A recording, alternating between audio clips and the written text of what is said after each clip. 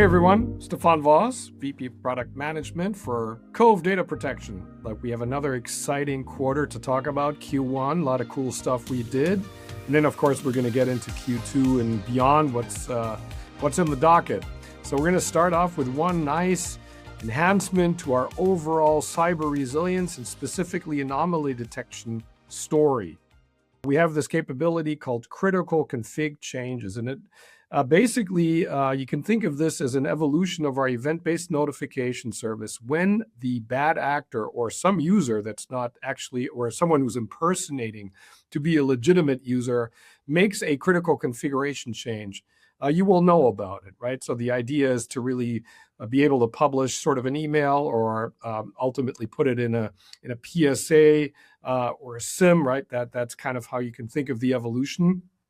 But I want to know, right? I want to know when there's essentially a drift, a change to a known good backup policy, backup SLA state, right? That could be a brute force deletion of a backup, but it could also be things like I'm just excluding a bunch of stuff from my backups, or it could be that I'm tampering and reducing the the retention, for example, to something that's so anything that when you want to recover, it comes as a surprise, we want to get ahead of it. So it's a really nice way to sort of mitigate against sort of human corruption or malicious, could be benign, right? But we just never know.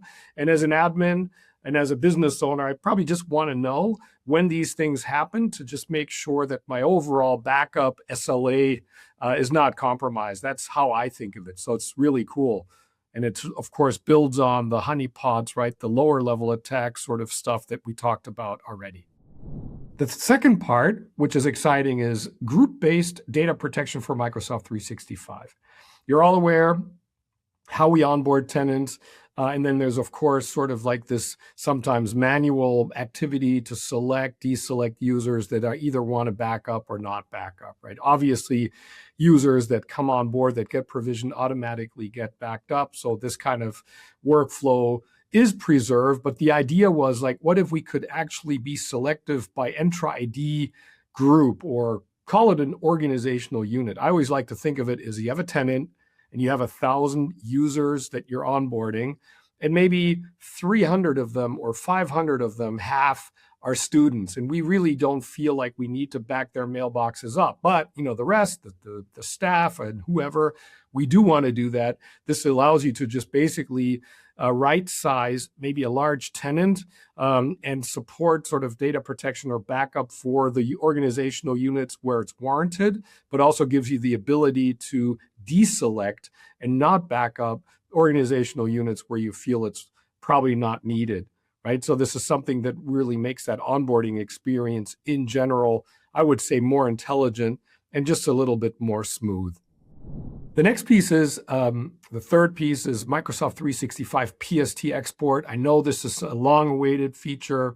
I look at this as sort of a workflow thing where we have the ability to support a variety of use cases. It could be an offboarding related thing. Customer leaves the building. I want to just basically preserve the mailboxes in a PST format in a on a hard drive or some kind of media and just keep it for compliance reason. It could be a migration use case, right? You can kind of think of different use cases, but I would say this is kind of a long-awaited sort of extension of the flexibility in terms of use cases. Onboarding is, we just touched on with a group-based data protection, but here I see it more as like an enhancement, generally speaking, to offboarding workflows, gives you a lot of flexibility to hold on to that data for compliance reasons, like I said. And then there's a nice enhancement that we are now supporting mailboxes of 100 gig or greater, right? So we always continue to make the features that we have greater and more robust. But again, this is one of those popular, commonly requested capabilities. Super excited about this one. Another onboarding related item, and this is item number 4 and actually number 3 for Microsoft 365. You can see Microsoft 365 team was quite busy, is what we call fast track onboarding. And here it is actually sort of more about when you have a large tenant, it can take a long time to load all the right information, and it just potentially slows you down. What fast track onboarding really just does is almost asynchronously provisions so you can get on track quickly, and we're not dependent on loading all this information. And it's super helpful, especially when you have large tenants, right? So we just found a way to accelerate larger tenants. So if you think about what we just talked about for group-based data protection and this fast track onboarding, it's also sort of a nice way to kind of consider that as we're moving up market and as we are seeing larger tenants, so tenants defined by more users than ever, we need to be smart about it, right? So the fast track onboarding is more of an API thing and how we actually orchestrate sort of the synchronization and generating the list and onboarding and conducting the onboarding itself. But the group-based data protection is obviously a wonderful companion because it allows us to be selective. So you can actually onboard quicker what matters, a subset of the users, as an example, entire groups, as opposed to having to rely on onboarding everything, right, in bulk. Lastly, we live in a hybrid world, right? So we have on-premises workloads. We know they are migrating to the cloud. But of course, we need to keep our OS support, our operating system support current. So we're excited that we support now Windows Server 2025, that was long awaited, and Ubuntu 24.04 LTS. So, you will continue to see us supporting most recent versions of our supported OSs. That's just kind of a cost of doing business, but an important FYI. And there's one thing that I wanted to actually draw attention to that you should all be aware of, is that we just talked about a bunch of exciting product announcements that we just covered in the Q1 timeframe. But one area that we're also super excited about is how our nerds and our pre-sales folks are showing up and are available to help you. And one way they do that is through health checks, right? Health checks are real, they're free, and you actually have the ability to engage in a conversation to understand, are there some adjustments you can make? Because the best backup error is the one you can avoid, right? And that typically happens through a healthy environment, as an example. And our nerds actually have used AI heavily to create customized dashboards in order to talk you through their observations specific to your environment. So I think it's super cool. It's just a really relevant and useful AI use case, but also it is just something that's going to really tweak your environment to hopefully make it even more robust, and then give you fewer time that you need to spend on troubleshooting, give you back some time, and then you can focus on other activities. So super excited. Nice Q1. We understand in our sweet spot, the MSP space, it's all about integrating into your existing workflows. I mean, you're aware we support RUs, and of course PSAs, but we made a big step forward in a more out-of-the-box integration into PSA, specifically Halo. That doesn't mean we're going to stop with Halo. We're going to focus on other PSAs as well, but and we already covered the billing API integration in previous videos that we did.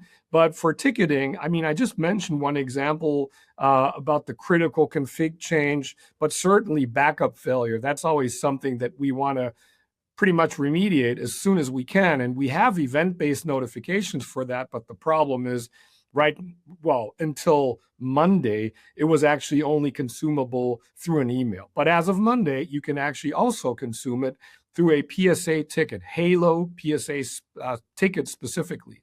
We're in preview. It's a limited preview, but if this is something you're interested in, please reach out and we'll make sure that you can get on the preview so you can actually play with it, enhance it. Is the usual game that we're going to make a series of enhancements to make the experience better and better. But this is something I'm super excited about because we want to make sure that we meet you where you live. And many of our partners actually spend most of their time in a PSA, right? So that's why we need to put the information there with context. Another exciting preview that we've started is DRaaS, Disaster Recovery as a Service. Here we are in preview. So I know you're all familiar with one-time restore, or sometimes we call it an on-demand restore, and we support a variety of disaster recovery targets, or maybe we call them recovery locations, right? Whether that's Azure, whether that's VMware hypervisor or Hyper-V hypervisor. And of course, we also have the ability to do this in a continuous manner, right? So this is where we get the recovery time objective, RTO, lower when compared to an on-demand restore, because the image is essentially maintained. And we, of course, support our recovery location breadth the same way we do. Well, the request we, of course, had is like, guys, I don't want to really invest and bring my own infrastructure. I'm willing to pay for it. I want you to provide it for me. And this is exactly, in a nutshell, what DRaaS is. The standby image, ultimately, the process will be used, but the image will actually be maintained in our cloud, right? So it's an out-of-the-box capability that requires zero investment on your part to create a disaster recovery site, number one. And then, of course, we have all these cool features that are already part of it, like the screenshot validation or the boot verification that's AI-driven will, of course, be part of this as well. And then it's really about, okay, so now that we have that, how do I access this machine? So that added piece is really important, is how do we provision different flavors of VPNs in order to give you access and for you to conduct different types of failovers, whether that's a test failover, a live failover, site failover, and so forth, right? As you would expect, we're not going to have all these different permutations in day one. But the most important part is we're already in preview, and we are building out the different scenarios as we speak. And this is where your feedback really matters. Another cool preview that we're super excited about, and it's about to start imminently, which is a limited preview for Google Workspace, right? So we, of course, have, as you just heard, and we continue to do this, make our Microsoft 365 SaaS workload or data source coverage better and better. And that's through a combination really of user experience, new data sources, for example, that online archives that we announced, and then some, right? So we're not going to stop. We're going to make this experience better and better. We're going to continue to invest there. But there were enough partners that said, yeah, that's great. But every time I have that one customer or these few customers that have Google Workspace, I need to now look for another solution. Well, that problem now largely went away because you can use Cove to accommodate both use cases. If this is something you are interested in, please reach out and we will make sure that you get connected so you can kick the tires and ultimately see if you like the experience. So far, we've gotten actually some pretty good feedback from the internal previews, from our Ask Me Anything sessions that we're conducting. So if you want to hop on the train, weigh in on the design, I mean, we really love that. So please reach out.